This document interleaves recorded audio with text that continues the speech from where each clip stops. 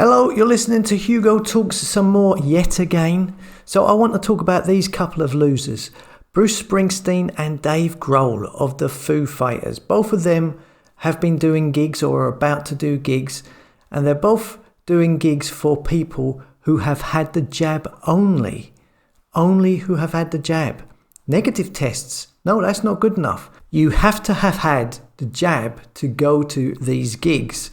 So these little puppets are using their popularity to incentivize people to get the jab.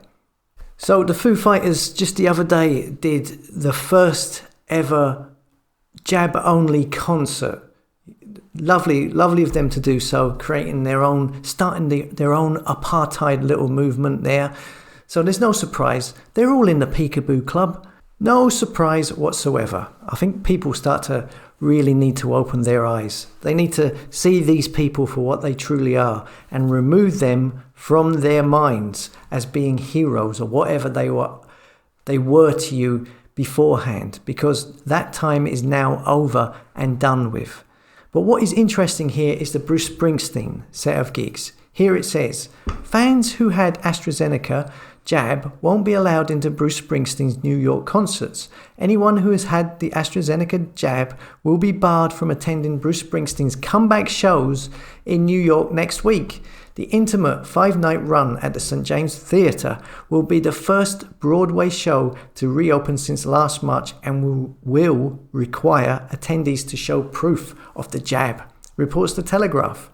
However, the list will be limited only to jabs approved by the US Food and Drug Administration, Moderna, Pfizer and Johnson & Johnson.